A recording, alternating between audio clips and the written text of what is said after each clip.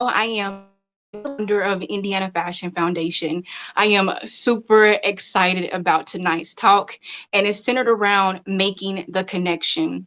So, Indiana Fashion Foundation was founded because we want more opportunities when it comes to the fashion industry in Indiana, whether it's direct job training or professional development, or helping with entrepreneurship training, or just being that bridge and connection for artists to thrive, artists to make impact, artists to do the things that they're called to do and wanting to do in the fashion space. And fashion is everything. It's us. Again, we all wear clothes, but again, fashion means so much because it has the power to bring together generations, cultures. It has the power to help in different areas, whether it's tech or health. It has the power to express emotion and help you just internally. Fashion is so important, and I'm super charged to be able to continue to bring more opportunities like this for Indiana and also to inspire others as well. So tonight's talk, we do our Making It in Fashion series. We started this in 2019 as a way to connect to the community, as a way to provide direct resources. And of course, during the pandemic, we went virtual. So we had already had this set up, and we're just basically going to do more talks called Making It in Fashion. Again, tonight is making the connection. And so we have Elliot Carlyle. He is an author, speaker, consultant. He's also the consultant for CFDA. And he's actually going to be interviewing CaSandra Diggs. She is the president of the CFDA, which is the Council of Fashion Designers of America. And it's super important for us at Indiana Fashion Foundation to continue to be that bridge to help and create this space for artists to thrive, because fashion is art. Fashion is business. Fashion is a way to drive the economy, especially in Indiana, and create more opportunities here. And so, what I want you to do is, I want you to go to indianafashionfoundation.org. That's indianafashionfoundation.org.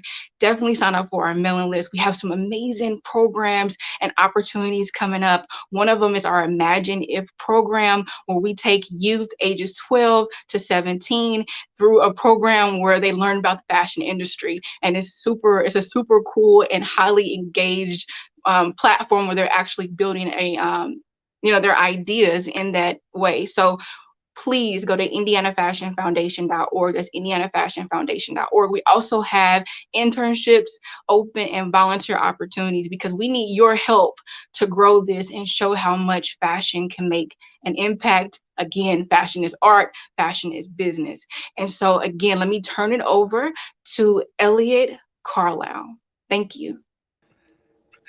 Thank you, Delaney. I appreciate that wonderful introduction, and congratulations to you for getting Indiana Fashion Week and the Indiana Fashion Foundation started and keeping it going. I know that it is a great task. It is a great undertaking, but I am super, super excited about all that I continue to see you all doing, and super honored to have been part of the beginning, and even, I believe, one of your first speakers for this current series, Making It in Fashion.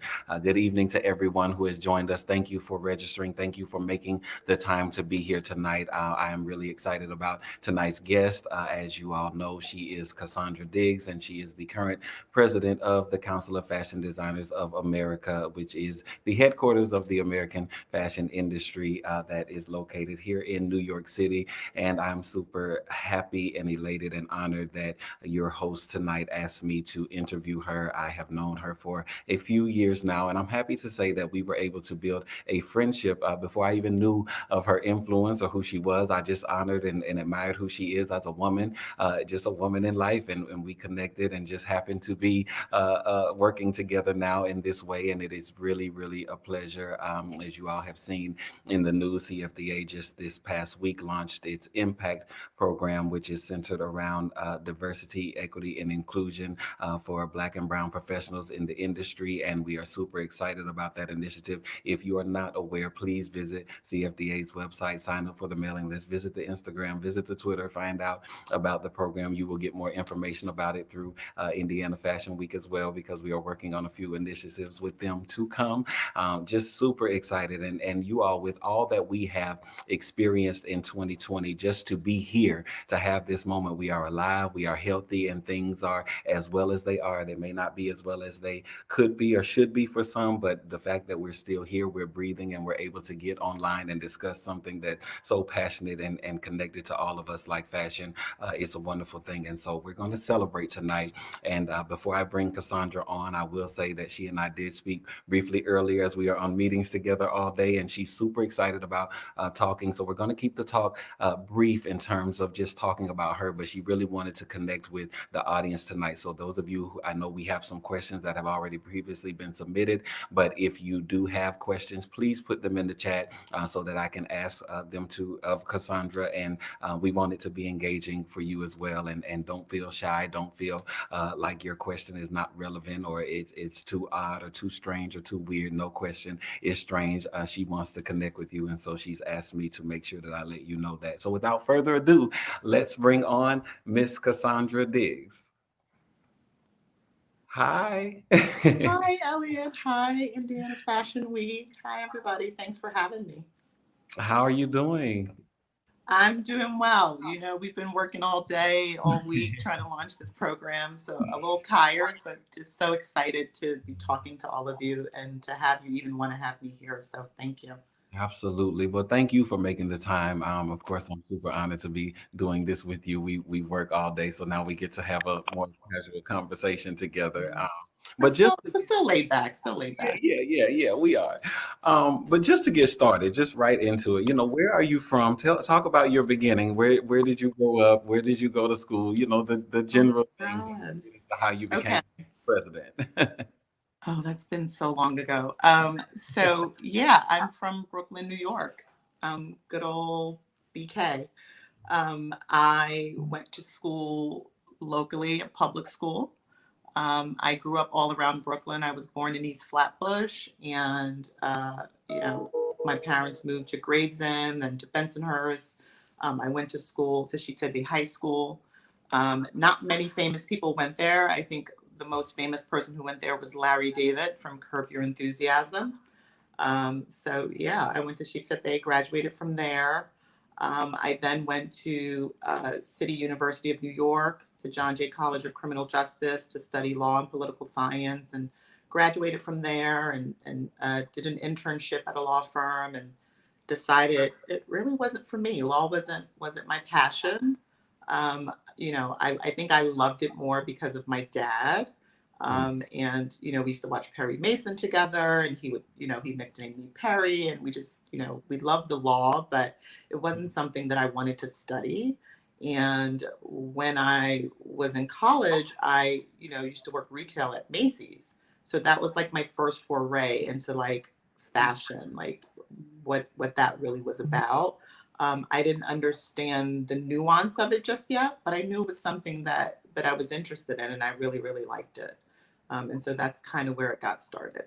Wow. So criminal justice school, law, Mhm. political, and how did you take that into? Well, maybe I'm going too fast, but I really am interested in connecting that to fashion. Mhm. I will say that tonight we also want to pay tribute to Indiana Fashion Week's mission, which is connecting, strengthening, and securing fashion. And so we definitely want to bring those things out, because the little bit that I do know about you and your upbringing and your career, all of those themes are so present in your trajectory. And so I'd like for you to talk about. So we're going to start with the connecting. Now, how does one go to school for, because it's interesting with my trajectory in fashion, having a background in music, and I quit music to go Right. into fashion. But there's a lot of synergy there when I look back, even just where I am today, and I look back at every moment in my life, I can connect it to those times. But Mhm. how do you connect what you do or where you are now, or even just your first foray into fashion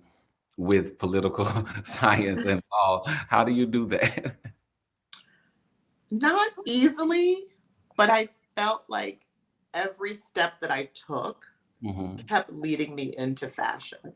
Okay. So, after I decided, I wasn't really interested in going to law school, and all my friends went off to law school, and many of them are attorneys today.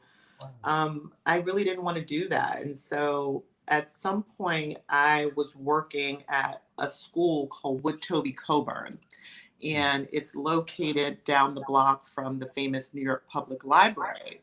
And Wood Toby Coburn was created by two fashion professionals who wanted to have a school that was dedicated to not just fashion, but also to technology. And my job there was as a recruiter. Really, I would recruit people to come, take a look at the school, visit the school, attend the school, and it was also centered around fashion, right? Because a lot of these kids were interested in being designers and stylists and all of these wonderful creative platforms. And I'll tell you a story about that a little bit later, but I wind up, departing from Wood Toby Coburn, and I went into a whole another direction, right? I decided to, go to school, study accounting at Baruch Zicklin School of Business. And, while going to school, I got another position at something that wasn't even related to fashion, right? I was working for an office supply company. And in working at that company, I connected with a woman there, and we remained friends. And when she departed and went on her journey, years later, we ran back into each other, and she was like, "What are you doing?" And I was like, "Well, right now, I'm working, for this sort of lighting designer, but not really sure, like, what I want to do." And she, You work for a lighting me. designer? Yeah, it was Oh, this famous lighting designer. His name is Stephen McKay. okay. I've had a host of What? I've had a host of past lives, but I didn't but know that. again, everything that I did kept leading me into fashion and Mhm. creative, right? So even when I was working for Stephen McKay, all of his clients were either in fashion, or they worked, runway, Right.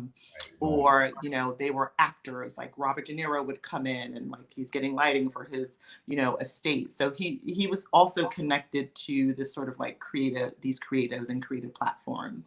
Wow. So when I ran into her and she's like, "What are you doing?" And I was like, "I don't know what I want to do." And she was like, "Oh my God, I have this fantastic place like that I'm working at, and they need you there. They need someone like you there." And I'm like, "Okay, well, like, what's this place that's so fantastic?" Mhm. And she wind up bringing me to Harrison and Schriftman, which is a really big PR firm in New York. And at the time in the 90s, like Harrison and Schriftman was like a top three PR firm. It was like Harrison and Schriftman, Lizzie Grubman, and like one other firm. And like they were the it girls on the cover of magazines, and like really, they hosted everything. So, entering into Harrison and Schriftman was where I really got more of my fashion education on what happens sort of behind the scenes with Yeah. brands, how Yes. they market, and Yeah. sort of how they create their shows, and things of that nature. So um, having met that person and having them connect me to Harrison Schriftman is kind of how I then started on my trajectory. That's really interesting because for me, fashion, when I started as just a volunteer at Mercedes-Benz Fashion Week, this was in the years of Lincoln Center, people always ask, how did I start? And that was how I started as a volunteer. But, when you get access to Fashion Week in that way, you see every part of the industry in motion. And I didn't know anything beyond, I mean, I think maybe I would have known about stylists, maybe, and of course, designers, the obvious, and of course, models. But other than that, I had no clue about all these other positions in the fashion industry. And it's funny that you mentioned lighting. I remember there was a guy named Doug. Can't remember his last name. He's passed away now, but he was one of the people that trained me at the tent. And there was a situation that happened with one of the lights not working, and they're union workers who Mm-hmm.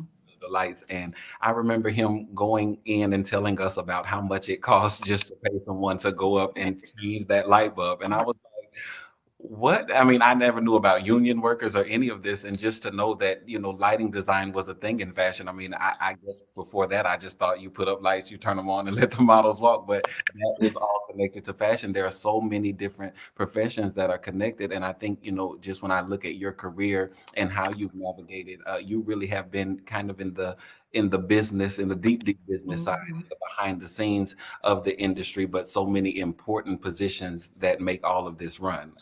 That's really, Yeah. I like. I mean, that's what it's real like, fashion is an ecosystem, right? And there's a lot of components to it. And I think that a lot of people are unaware that you can make it in fashion, not as a designer, right? Right. There's many ways to make it. You could be a photographer, you could work in marketing, PR, you could work on the business side, you could be in finance, you could be in operations, supply chain, production, manufacturing. There's just so many there's a breadth of opportunity in Yeah. fashion. And Yeah. so, I know people are very drawn to the very public facing components of Mhm. fashion, but Mhm. I also think sort of the behind the scenes are also just so important. And so necessary, and there's so many talented people that work in that arena that we have to start learning who those people are, Mhm. what they do, Yeah. so that we can start, bringing in our kids and our communities into this industry.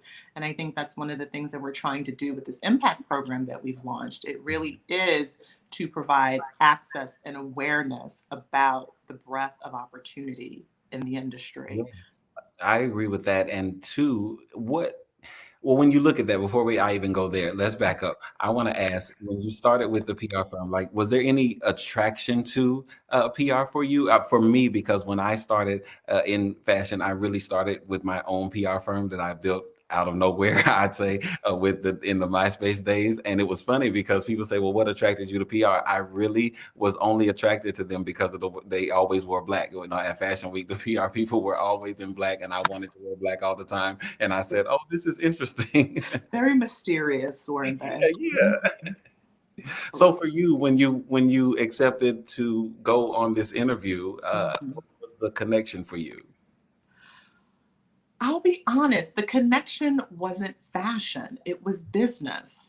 I wanted to run a company, like I wanted to be in charge. I wanted to, you know, help strategize and help, execute like Mm, projects. And mm, so that was really what attracted me. mm, But again, every step I took led me to fashion. So mm, here you have this PR firm, and it's centered around all of these, you know, brands. It's like it's Juicy Couture was becoming a big thing back then. And it was Nike and like all of these like big brands, but even smaller brands. And they had Calvin Klein as a client, and like all of these amazing brands. mm, And I was always interested in fashion in terms of for myself. I like to dress well and, interested in luxury and so forth. But it really was the business side of it and being able to see it from that angle. And that's where I really, really learned the business of fashion. And I did not have that education before then. No matter what schooling I had, no matter what other jobs I worked, it really was being able to work at that PR firm that really gave me an idea of all of the things that are involved into bringing a product to market. Because they were helping their clients like strategize and ideate and making them aware of what products were getting the most press. And they really sort of worked with their client yeah. more strategically than maybe some other firms did back then. I think they're doing more of that now, but Harrison and Schriftman was doing that way back when. And so it was just amazing to have that opportunity to learn. And then from there, like you burn out really quickly at those PR firms. Like you do. It's just a lot of intense work, a Mm, lot of events. You sort of get burnt out. And when I got burnt out, I just said, I'm going to go take a break for a little bit, decide what I want to do next. And there was a headhunter that we used to use at Harrison and Schriftman to find account managers and so forth. And her and I remained friends. I make friends with everyone I work I with. was gonna say I love this because I relationships are learned that from another job I had where I didn't make friends with people, and it didn't work out well for me. And wow. so I learned to make friends with colleagues. So I made good friends with her, and we stayed in touch. And at some point, she called me just to like check in, like, what are you doing? Like, what are you up to? And I was just like, I think I'm ready to get back into the swing of things, like, going to start looking for a new gig and whatever. And she says to me, she was like, I have this fantastic place that I think you would be great at and you would love it. And I was like, okay. She was like, no, no, don't. So I asked her I said, so what's the place? Like, tell me. And she was like, no, no, no, no, no. I'm going to send them your resume. And then here, I want you to go to this like address on this day. Da, da, da. So she's, made the appointment and everything. So I go and I get to the door, and I knew CFDA, but Okay. I didn't know CFDA. Like, so I knew the name and I knew some of the history, but I didn't know where they were located, and I wasn't like following them in that way. You didn't really have social media to that extent back then. So when I got to the door and I saw the logo, I kind of spazzed a little bit. Like I lost my composure a little bit. And there was this lovely receptionist, Carlos, who worked at the front, and I think he saw that I kind of was like a little bit freaked out. And we just had this wonderful conversation. He was like, don't worry, like, this is a great place to work. You've got it. Just relax. He gave me the key to the ladies' room. He was like, go ahead, get yourself together. So I go in there, I get myself together. I come out. I meet with these two wonderful women, Lynn Longendike and Rena Ortega, who used to work for 7th on 6th. It went lovely. And they asked me back for another interview. Well, let me ask you this because Yeah. this is really funny. So you didn't know where you were going, and you show up. No. Well, I mean, because you're in New York, so you come from New York. You're born and raised in Brooklyn. So do you feel like there was this? Like you said, you knew CFDA. Do you feel like because you were in New York, there was a certain awareness of the fashion industry that you just have because you were living? Because I'm not from New York, so how I had. Yes and no. Like, yes, Mhm. you're aware of it, but I think, when people think of New York, they Mhm. think of it as this one place, but New York is made up of boroughs, right? So when you live in the outer boroughs and you don't live in the center, whereas they consider Manhattan, I mean, Brooklyn is now becoming the center, but Manhattan is really the center. That's what everyone really sees in movies. That's what they know. So when you're in the outer boroughs, you don't touch fashion in that way. Wow. So yes, I knew of CFDA and I knew about fashion, but not in the way that I probably needed to be Okay. working in that arena. So as I got these jobs, I learned more and more. So More by the time I got to the CFDA offices, I knew more and I was comfortable in the interview, but just the idea of working for an iconic institution, Yeah. it kind of was like, wow, she really sent me to the big leagues, like Uh, without telling me. I think she didn't want to tell me because she didn't want me to say, no, I'm not interested in going. mhm. Because I probably would have said no I if was you gonna had ask you told what you me have said. Oh, where I was going. I probably well, like, well, no, I'm gonna be something else. well, So so it was divine that she did not do that. it really was divine. Yeah. Um, but again, the way you're greeted matters. And so Mhm. because Carlos was Good. so wonderful in Yeah. greeting me, it really put me at ease to have a really good interview when I began to interview with Lynn and Rena, and they were also fantastic. And CFD's interview process is can be, a bit Yeah, well, taxing. I was going to mention that because, of course, Anna Wintour has famously said that there's something about fashion that makes people very nervous. And then, what my personal experience of working with Fern Malice, as many who are watching tonight know, and she's been a guest at Indiana Fashion Week, the first one, and received an award. But she always tells her story about her interview when she became the executive director, and it was a very intense interview. And so I know myself when I had my interview, I was extremely, extremely nervous. reputation of the CFDA interview process is quite renowned in that way. But you said something very powerful. You know how you're greeted matters, and that is something that I will never forget. You know the greetings that I had in those initial conversations. But yeah, talk about your interview. I want to hear how was it for you. Oh, I don't know if I remember everything, but it does matter how you're greeted, right? Mhm. So whoever represents your company, you want to make sure that they're nice to people who are coming in, because that those stories carry along. So if they're greeted in a way that's not pleasant, you can believe they're going to take that story to someone, and someone's going to take that story to someone else, and it's not going to be good. But my interview, I'm sure it was not as intense as Fern's interview. I mean, Fern was interviewing for a way bigger position than I was. But I did interview several times. Like, it wasn't just a one and done or two and done. Like, I had to interview a couple of times. And I think they just wanted to make sure that they got it right, which I can appreciate. Mhm. And I remember the thing I remember most is interviewing with Stan Herman, right? Oh, And he's been a mentor to me the whole time I've worked at CFDA. He's someone who I call for guidance and advice. He's just a fantastic person, right? And so I remember Stan asking me questions that I knew you really shouldn't ask people in interviews. Like, I don't even think it was legal, right? So it's like you asking you questions like, well, what's your what's sign? your sign? I knew You it. know, and it's like, well, you're kind of not supposed to ask people that, because that could kind of hint to when they were their birthday and all that kind of stuff. But I don't know. There was something about the conversation that I felt like I could engage with him. So we just talked about signs and astrology and our passions and interests and where we grew up, and finding out that, like, his family was from Bushwick, and it was like, oh, my family's from Brooklyn, and just having sort of like some commonality Yeah. really helped ground the interview, and make us both comfortable. And I think it felt like hours after, just it felt like minutes after, but Mhm. shortly after that they called and let me know. They let the headhunter know I got the position, and she reached out to me, and I was like ecstatic.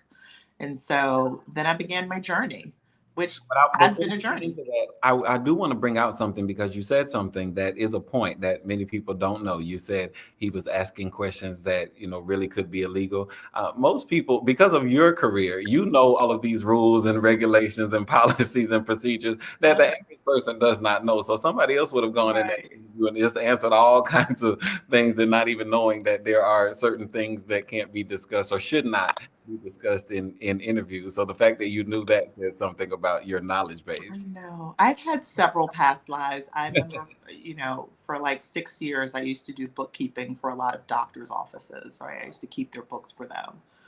And I used to do that. Like, that was an independent business I used to have for like 6 years, and I kind of let that go after a while. But I've had several past lives, so you kind of pick up a lot about You business really operations, right? Whether it's accounting and finance, whether it's HR, you pick up a lot of information and you kind of retain it. And so I knew that the questions were probably not the most legal questions to be asking, but I admired him and enjoyed the fact that he was asking those types of questions.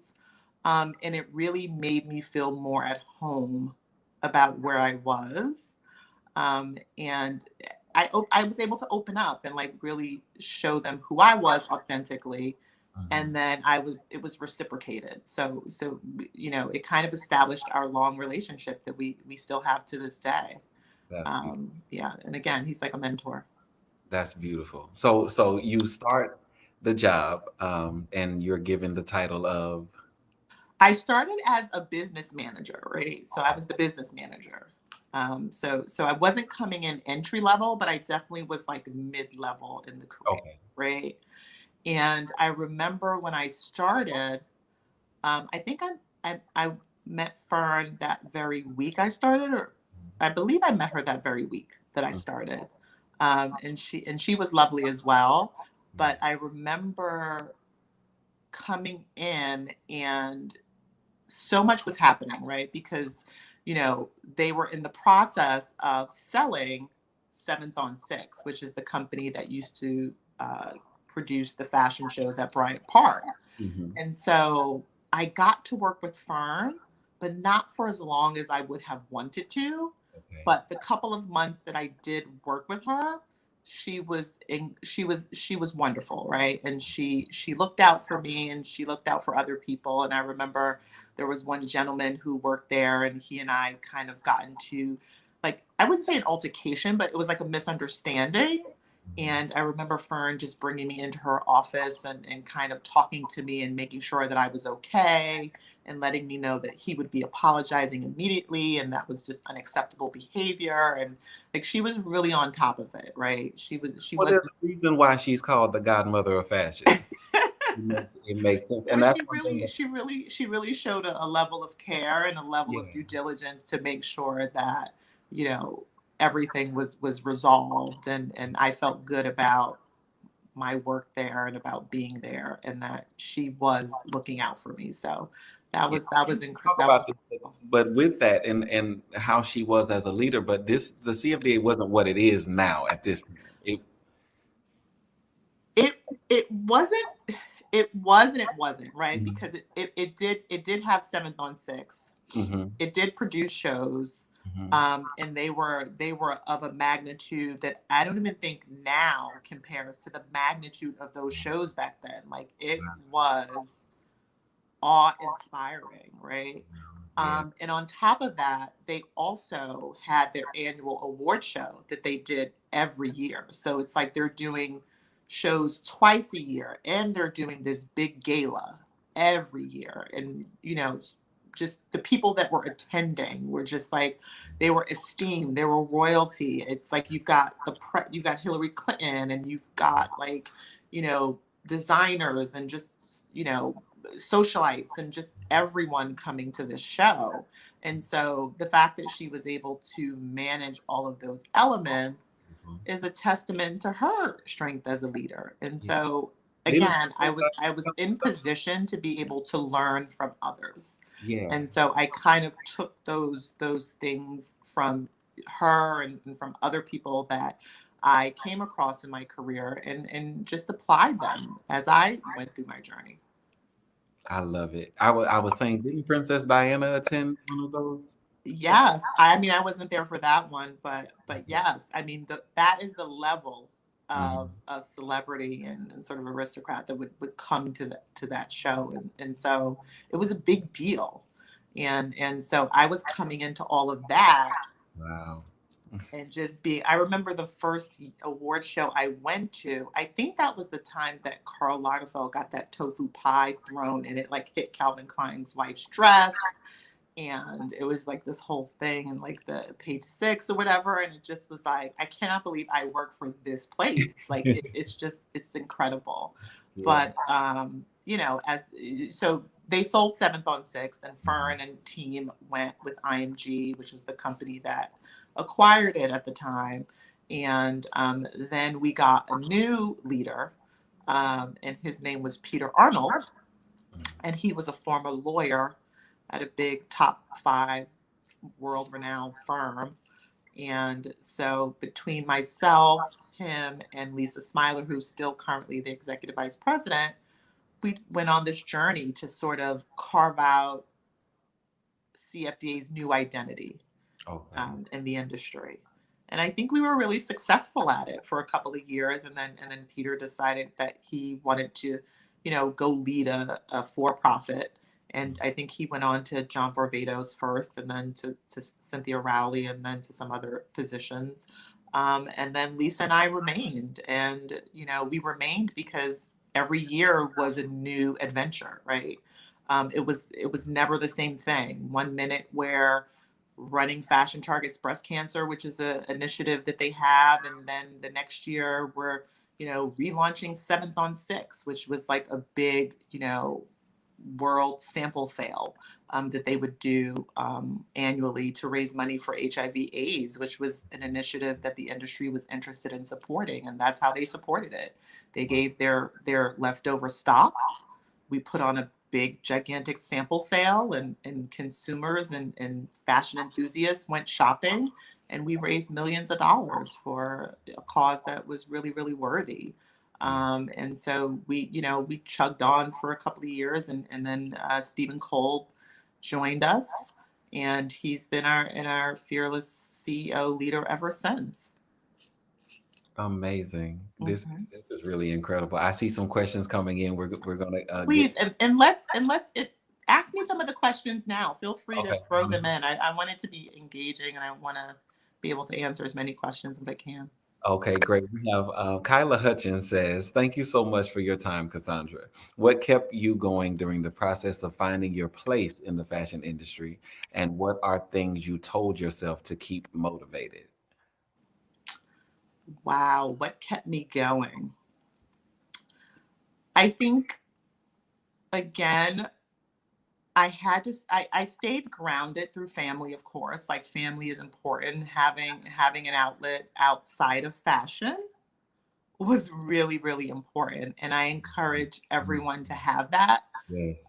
Fashion can be your passion, um, but it shouldn't be your whole entire life. Yes. You should have some other, interest, and some other things that you do, and some other outlets that you can tap into to sort of decompress, and let some of the stress out from trying to make it in a business that's really hard to make it in, right? It's really, really difficult.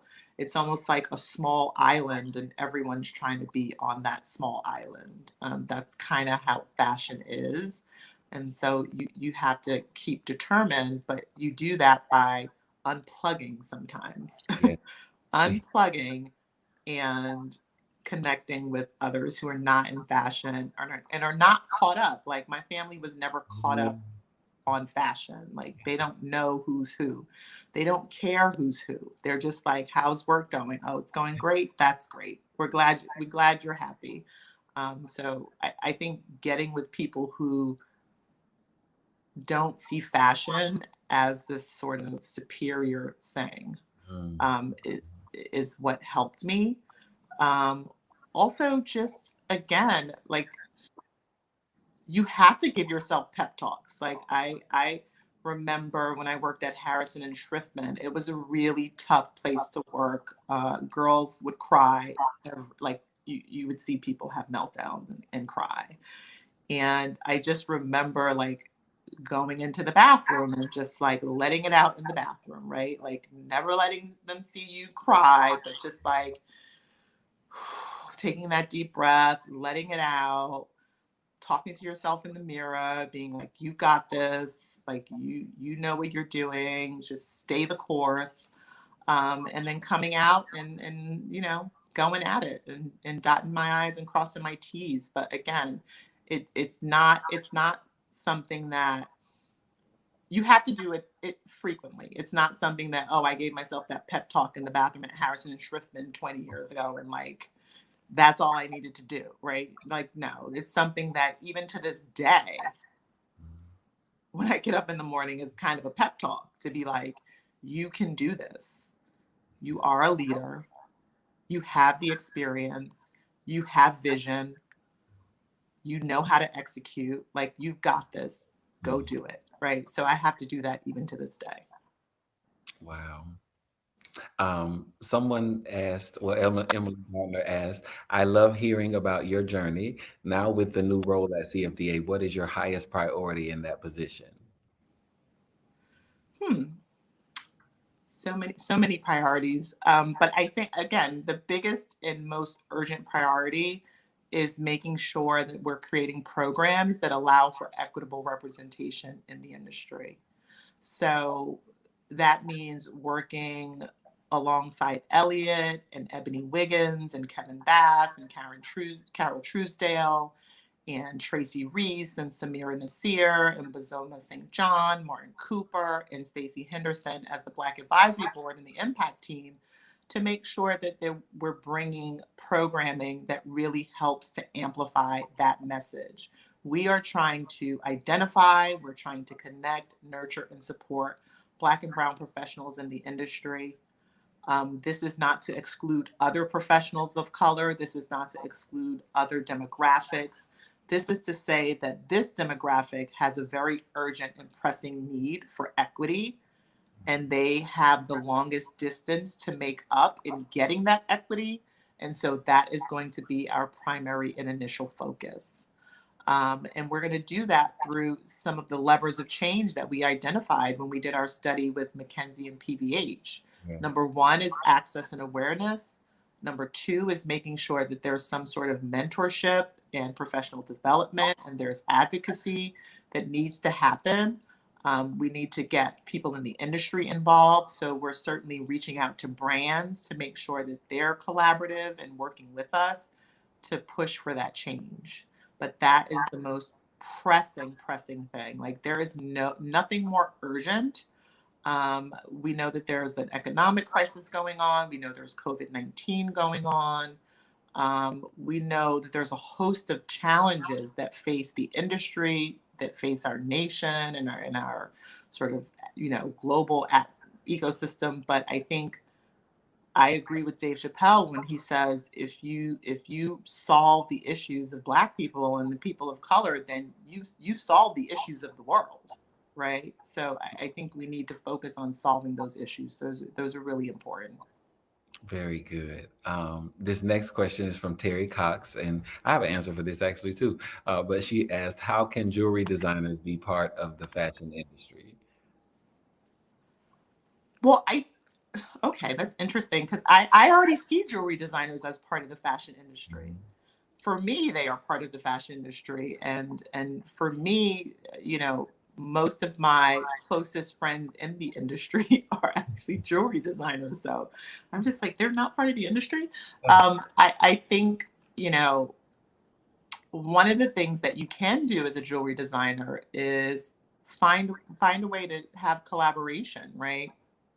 So whether that's with a designer who's doing ready to wear, or you're coming together and doing a shoe collection or jewelry with that designer, like, find opportunity to gain visibility around your work.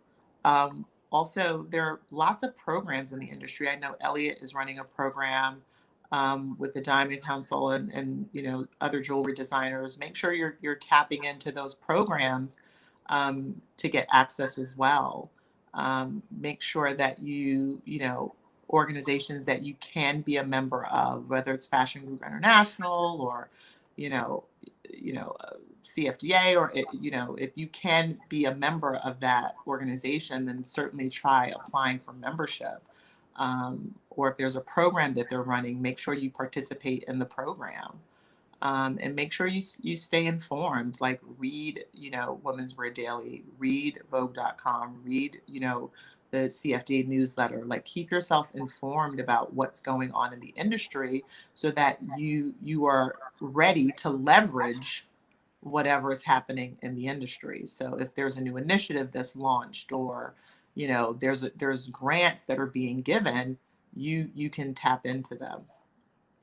Absolutely, I agree with that, Cassandra. You said everything that I would say to that, and as she did say, I do have a few programs that I work with in jewelry organizations, so you can reach out. But also, Indiana Fashion Week and the Indiana Fashion Foundation does get all of that information. So please connect with them here, and I will make sure that they get more information about what's being offered in jewelry. I will say one of the things that's really interesting that I found out when I was working with the jewelry industry is that oftentimes designers feel like jewelry is overshadowed whenever it's paired with fashion. And I think that when it comes to many of the initiatives or programs that are put out for fashion designers that are open to jewelry designers as well, they don't often feel like it's connected to them or offered for them because jewelry is not specifically stated. It'll just say Mhm. fashion. And so, but there are a number of accessories organizations and jewelry organizations. So please, look at those things. And as Cassandra said, read Women's Wear and read the trade publications to stay abreast of the movements of the industry. The next question we have from Channing Hargrove. She says, "Hi, Cassandra. You look Hi, so..." Chan. And she says, "With such a high-powered job, what does unwinding look like for you?" can I tell? Oh my gosh, it depends. It depends on the day, really. The tougher the day, the bigger the bottle of wine. Um, so, it depends. It could be a bottle of wine. I'm really close with my younger sister, and her kids who still live here in New York. So I'm always trekking over there to sort of be with them, and I'm always, my niece and I are really, really close. She's 10, and I always bring her with me, and I even take her to work with me, right? Like, because I want her to see what leadership looks like. I want her to see what business and working in an office looks like. So I often take her with me. But yeah, when it comes to unwinding, it's like hanging out with friends. Often connecting with Elliot and even you, Channing, from time to time, and just really enjoying people's company and enjoying conversation. And again, not always talking about fashion, Yeah. really trying to keep the conversation more 360 and just talking about everyday life and experience and learning from other people. Like the best leaders are those who listen, right? And you've got to be an active listener, and do less talking. So that's what I try to do on my downtime. I try to listen to others and drink lots of wine. All right. I didn't know you were going to preach tonight, but I'm here for it. uh, Brianna Knight, I hope I'm pronouncing it right, Brianna or Brianna Knight, asked, how should someone prepare as a teen in high school if they want to make it in the fashion industry? Where do I start? In high school, Mhm. I'm glad you brought that up because we've been having a lot of conversation around that, even in our own industry, and really talking about how our industry can better engage early on, pre-college, because we're very good about tapping into to those that are in college, but we're not as good about tapping into those who are not. And I think the best way to start is through community outreach, right? Making sure you're going into the communities and letting them know what exists in fashion. But I think, if you have a school in your area with a fashion specialty, try attending that school. Um, Also, it never hurts to reach out to people that you see on TV or YouTube or, anywhere that work in fashion.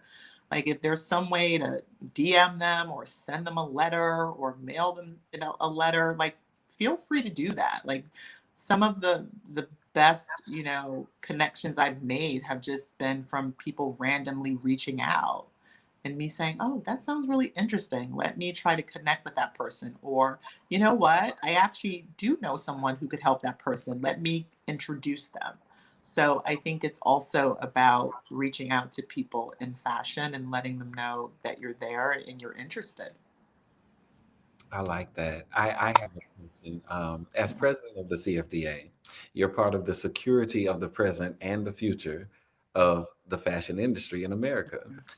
The late Teddy Roosevelt once said, the more you know about the past, the better prepared you are for the future. When you reflect on your past as a fashion industry professional, why do you feel prepared for the future? Hmm. Wow. I've learned a lot in my history.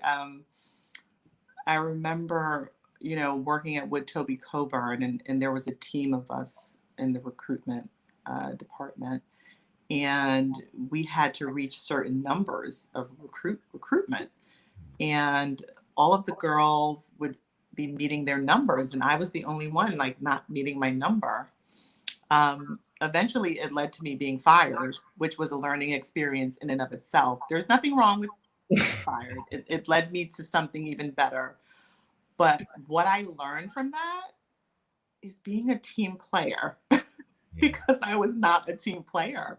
yeah. Like the other girls were working as a team, right? So if one person met their number, Mhm. they would share some of their leads with the other girls so they could make their numbers. But because I wasn't engaging with them as Mm. a team, they were leaving me out of that, right? So it was causing me to not meet my numbers. So I learned from that how do you be a good team player, right? And one of the things that I wasn't at that time is I wasn't very trusting.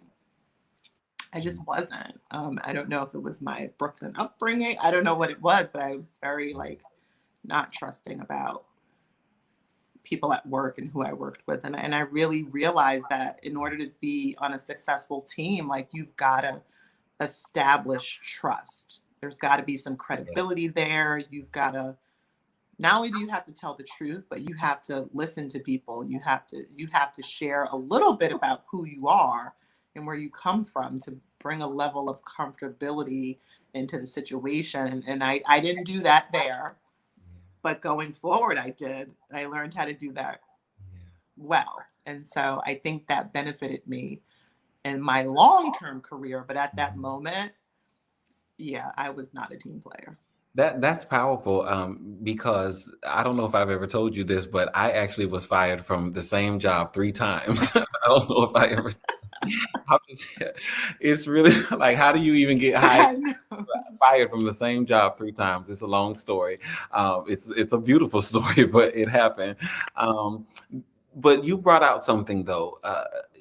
Being transparent and trusting, in the work that we're doing now and the work that I'm doing with you, and everyone knows this diversity and inclusion, equity, initiative, programming movement is so popular, and we're all hearing about it. But one thing that people don't really realize is that it does take trust in order for you to do that. You have to have a level of transparency, because you have to do this work with people who do not look like you. And that is one of the things that I personally, am an advocate for, especially as a Black man in the industry. I know that sometimes, because of the narratives and the news and the stories and the events that people hear about, it's almost as if, we don't have good experiences with the people who don't look like us, whether they're white, blue, green, purple, yellow. And that's not the case. I've been blessed to work with some awesome white people. I have very, very awesome white friends. I have very awesome white allies. I mean, it's not as segregated as people think, and you cannot do this work segregated. You cannot do this work Absolutely. isolated. And so, yeah, I know you're a big, big advocate for that, and you preach that so much behind the scenes. I just wanted you to speak to that a little bit.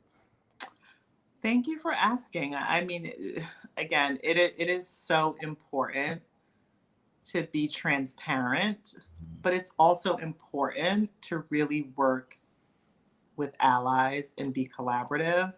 Let's face it, this is an industry that was not built for us. The system was not constructed for us. And so we're definitely needing to break down barriers. But the only way to do that is to do it with the people that the system was created for and built for, and to really have them lock hands with us to make these changes. And so, you know, it's a matter of, trust and transparency is important, but it's like, how do you get that? Mhm, You have to be reliable. Do what you say you're going to do. mhm. It's a matter of showing and proving, and also it's also being humble to some extent, like really having mercy a little bit. Like, you know, we know they don't know what they should know, Mhm. right? We know they're not as educated. I mean, even some of us are not as educated in our history as we should be. Right. um, but we know they're not, because Mhm. they didn't grow up having to learn about it, Right. and they certainly didn't grow up having to live it. Right. So, we gotta have some mercy on them as they do this work. But it doesn't mean they're not accountable. It doesn't mean they're not responsible. It doesn't mean that we're not measuring and tracking their effectiveness in the work. But it does mean we know that this didn't happen overnight. This has been decades and centuries in the making. And so, you know, it's not gonna 2021 is not gonna be the solve for the racism in fashion and in our nation. It's gonna take a little more time than that. And so we just have to be prepared, Mhm. and have some patience and allow for the work to get started, Mhm. and then really start pushing for the acceleration of it. But Yeah. we do have to give it some time. and we And do have to give them a little bit of grace yeah, period we have to to get it work together. together. Yeah, we have to do it together. I'm so passionate about that. So I'm just glad that you brought that out in such a new way, and I really am glad that you are an advocate for that as well. We do definitely connect on that wise. Another question from Michael Weston. We know that New York is the headquarters of the American fashion industry and it's rich with talent. However, I'd like to know how the CFDA connects with the many talented designers outside of. Well, I know New York is considered the center of fashion, and in many ways it is. I mean, you know, Seventh Avenue and a lot of the big retailers and Fifth Avenue and the shops, and it's really known for that opulence and luxury and fashion sort of heritage. But I do think that the CFDA, you know, number one, the CFDA is a national organization. We have members all over the country. We have members in, I think, almost every state. And so we don't just represent designers from New York, we represent designers from around the country. We are always open to promoting and highlighting designers from around the world, right? Not just even in the U.S. We're just really interested in designers and people who want to work within the American fashion system, no matter where you come from. And you know, this new program that you're working on with CFDA, CFDA Connects, is really an amazing opportunity for many of the fashion weeks around the country to connect to New York Fashion Week and what is considered the nucleus of fashion. And so I think that's going to be an amazing, amazing program and a real opportunity to have more of an exchange Yes, in yes. terms of what we're working on. So it's not just pouring into New York, but New York is pouring into the other fashion weeks and into the other states, and really helping to spotlight all the talent that exists there, because there's amazing talent there.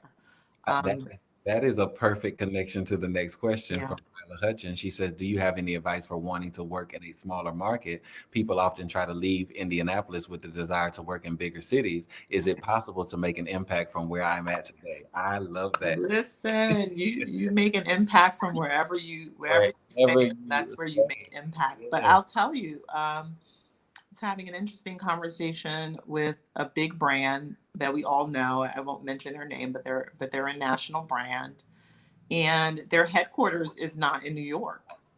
And they're interested in finding talent from the Midwest and from the South and from all of these places. And they came to CFDA because we've launched this impact program. And they're like, okay, well, what talent do you have from those parts of the country? And so I think we're gonna really see sort of a surge of brands looking for talent outside of New York. I also think that, you know, retail is an important part of fashion. And, you know, that's a great place to start in terms of learning sort of the fashion system and really helping to, you know, learn brands and, you know, really securing your knowledge so that you can take it to a next level.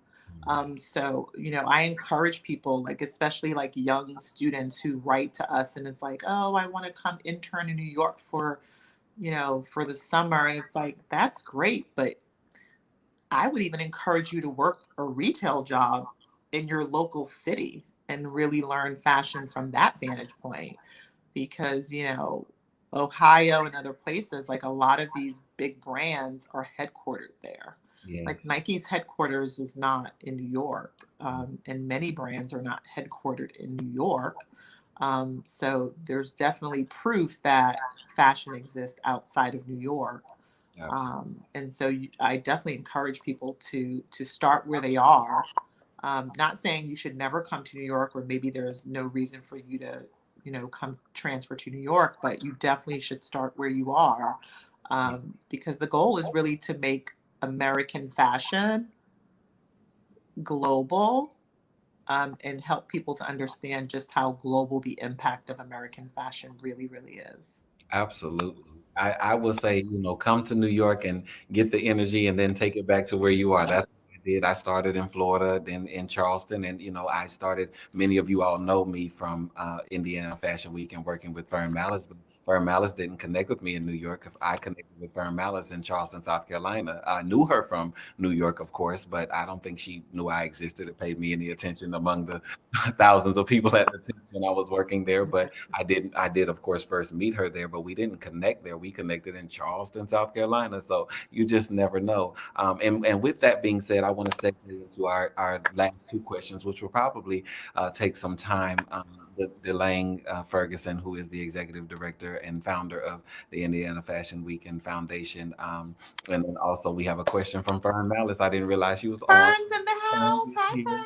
And I want to bring something out right here because of the fact that this is March and March is National Women's History Month. And we have two women here, actually three women, even yourself, Delaney, who have made history and are making history. And I would just be remiss if I didn't say that I'm really blessed that in my life I've been able to work with some amazing women. I will tell you that this is my first experience just being at the CFDA since the chairman is Tom Ford and the CEO is Stephen Cole. This is my first time working with men in my entire life. I have always worked with women throughout my entire career, even being a creative director for the legendary Empress of Soul, Gladys Knight. But I have had a wonderful experience and I have such a respect for women and the ability that women have to build from nothing.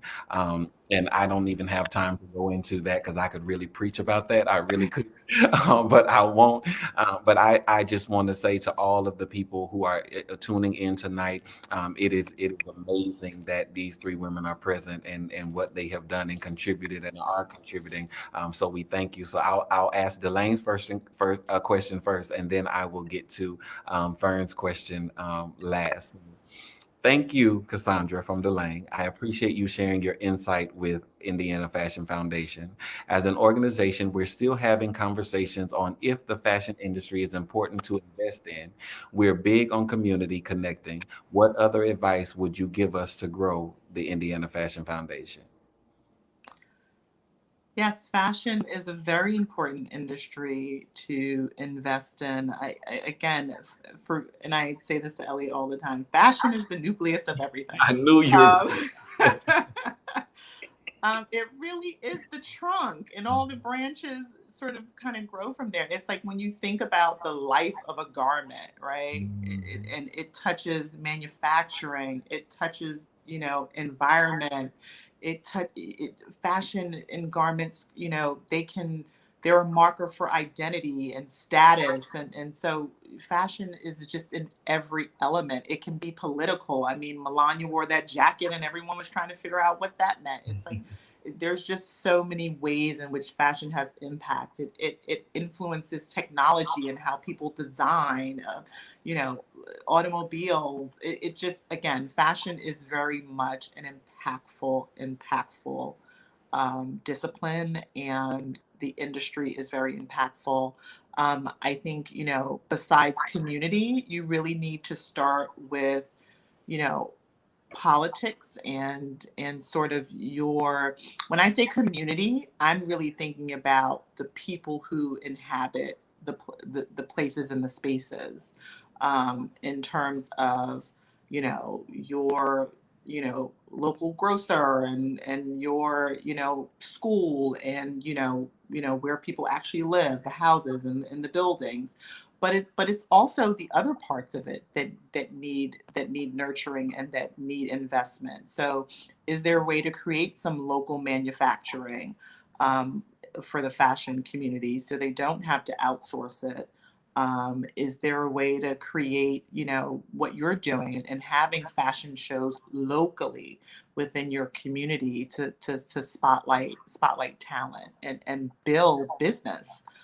Because ultimately that's what you're really trying to do. You're trying to build business and an ecosystem that helps, other people thrive, not just yourself, but builds opportunity for everyone. So I think, when we say community, it's bigger than just one thing. It really is about your politicians and your businesses and your schools and your churches, and all of that encompasses it.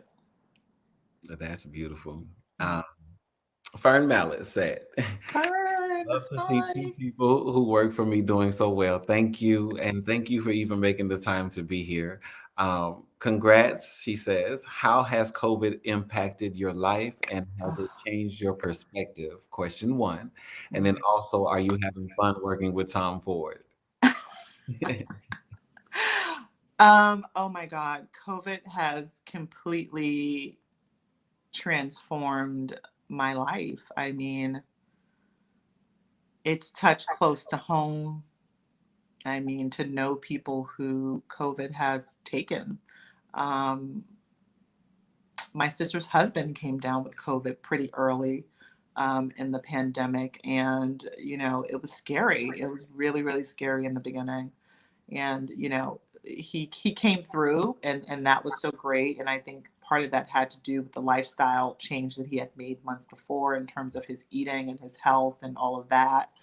But it really, really was stressful, not just personally, but professionally. Like, not knowing what's going on in the fashion industry and whether we'd be able to return to work, whether production on clothes would still be happening, whether shows would still be viable, having to pivot from that. It's been a real challenge. I think personally, I've been able to navigate it. And professionally, the CFDA has done so with their Runway 360 platform and in making shows digital. But COVID has definitely changed the way I think about what's important. There's some things that I just, things that you would get hung up on before that I just don't get hung up on now in terms of the industry and in terms of personal life. Just to be able to see another day, have another opportunity to make something happen for someone else who wants to enter into the industry. Like the focus is really on others, but also on me. Keeping your mental, spiritual health in order is really, really important. I think that the opportunity to be still for a while was really, really important. But I think like now is the moment where it's like in the 20s, you had, it was like the depression, and then you had this big boom, right? It was like the roaring 20s where all of this innovation, and it was like a rebirth and a renaissance of all this creativity and ingenuity. And I think we're getting to that place. But what makes this more special, I think, is the fact that the social justice part is now also just as front and center as the business part. It's like that is the business, social justice. Wow. And how are you? Are you having fun working with Tom Ford? I am. I am. It's definitely been exciting. I never you never know what to expect. I'm having even more fun working with Elliot. It's been amazing. He's been such an amazing contributor to all of this work that's happening. Um, Tom is a really great, great guy. He's definitely passionate about what he does, but he's also passionate about the industry that he's in. I think he is passionate about the social impact that we're making and want to make. And I think he's interested in making sure that there's more equitable representation. And he's really, charged me to focus on that and hoping that we can gain some headway on that really, really soon. Um, and again, he does have visionary qualities where he sort of identifies something, he visualizes it, and then he's like, let's do it. Like this, let's go, let's do it. He's certainly not a procrastinator when it comes to to sort of ideating on something and then executing it. It's like I thought about it, all right, let's do it. So it's been fun. And again, everyone has a different work style. Some people are more democratic. Some people are more, authoritarian. Some people are more like coaches. Some, it just depends. And I think the situation lends itself to him, because he's had such a long career, he's more of a coach at this point. He's like sort of coaching, and he's been coaching us on a lot. Interesting. I that brings me to a question that I would ask before we go. How has, well, two more, one and then one more. But have you, what was the shift like for you in the chair leads going from Diane to Tom Ford? I know that was a big uproar in the Oh my industry. gosh. I don't remember how long Diane had been the chairwoman, but going through that shifting was a big, press moment, I know. But what was it like for you being on the inside? Oh gosh, was it an uproar? Really? Well, just in terms of press, I mean, that was very big for that to become Tom Ford's position. Yeah, I think DVF, which is what I call her. I don't even call her Diane. I call her DVF. Okay. So I think DVF was kind of more like a laissez-faire in terms of the leadership with our internal team. Like, she kind of just let you do what you do, right? And then if you need my support or you need me to sort of step in, reach out. I will do that. I will show up. I will be there. I think Tom is much more hands-on, and wanting to be a part from beginning to end. So it's a little different. The style is a little different, but the passion for the organization and for the industry is the same. Like, they both have the same passion and sort of interest in the industry. It's just, they just have a different way of managing it all, and managing all of the people all the cohorts that sort of work in the system. Amazing. Final question. You've been Okay. president for less than a year now, Mhm. but what would you want people take away from your presidency? What is the legacy that you would like to leave as president? And you may not necessarily be able to answer that right now in Mhm. legacy, but just with the experience that we are having with you, what is it that you want people to know about you? I really want to be a change agent. Mm, That's what I want people to take away, that, you know, as president, under her presidency, things change for the better, mm, right? I'm not going to be that president who just sort of takes orders and, not care what's happening. Like, it's very personal. Like, I tell you all the time, we do this work, but we are this work, yeah, right?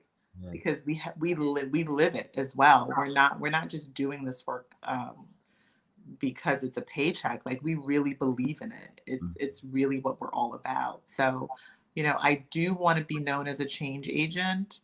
And so my focus is really, really about making change, so that it's not like I'm not the first Black female president of the CFDA, right? There are going to be so many other people that follow, mm, that it's not even going to be important at this point. It's like, mm, we're gonna have an Asian president, and, a Latino and Latinx. Like, it's, we're gonna have a disabled, or, like, we need to have diversity, right? And it's not just about the visibility of it, but mhm, it's about the inclusion. It's about the voice of it, right? So we need to be able to be present and be there representing the different demographics, but we also need to have that voice to speak to what's happening and what we think should be happening. But then we also need that equity piece, which is the power of agency. We need to be able to determine what happens, right? It's not just about talking and being heard,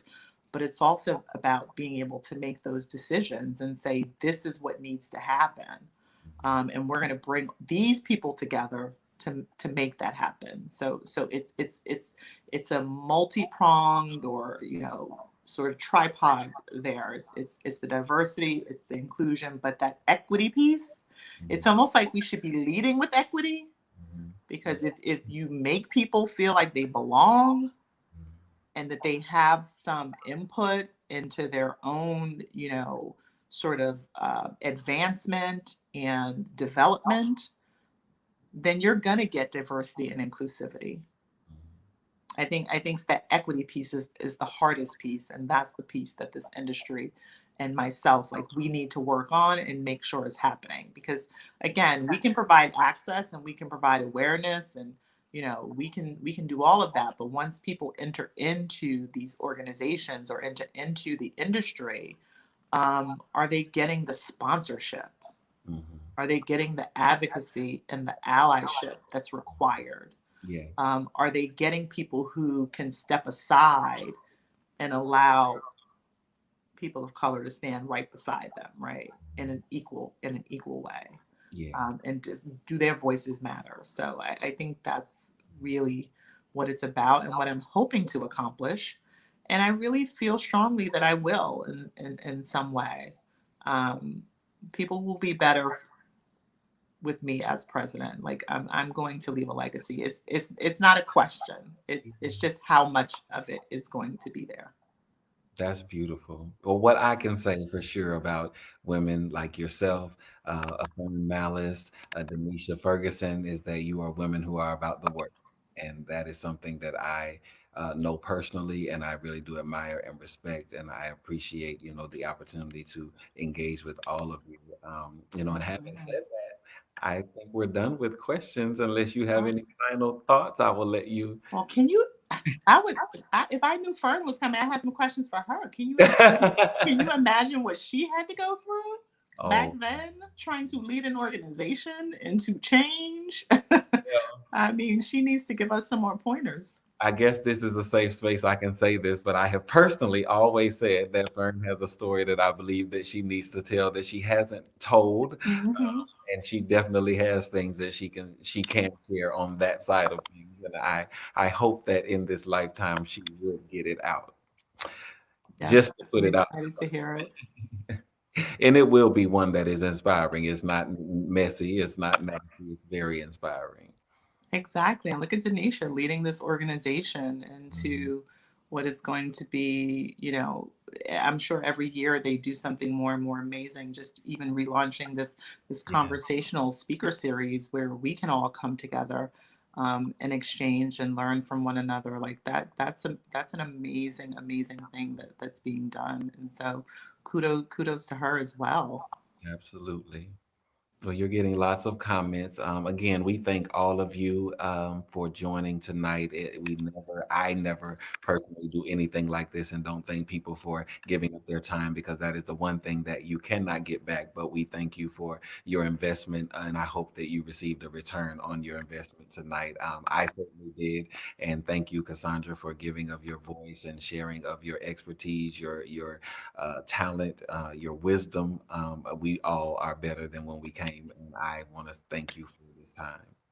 Thank you. www.cfda.com. Info@cfda.com is the email. Reach out to us, contact us. I'm happy to get back to you. Thank you for having me. Thank you. We'll pass it back to Indiana Fashion Foundation.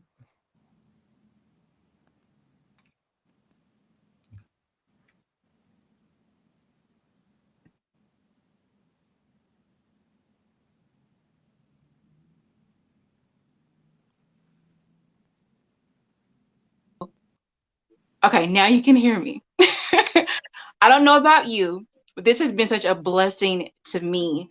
This is a full circle moment because when I was a teenager producing fashion events, connecting with the CFDA, connecting with Fern, and I got a whole long wish list that I saved.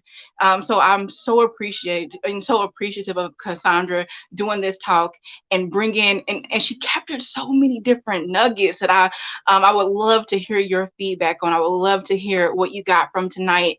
Also, how to move the conversation forward in Indiana. And if you're not in Indiana, but in another small state, that's not really known in fashion, I really hope that this was gave you some great insight too on how you can bring that to your city and then also connect with the CFDA. So again, we need your help. Go to Indiana Fashion Foundation, get involved.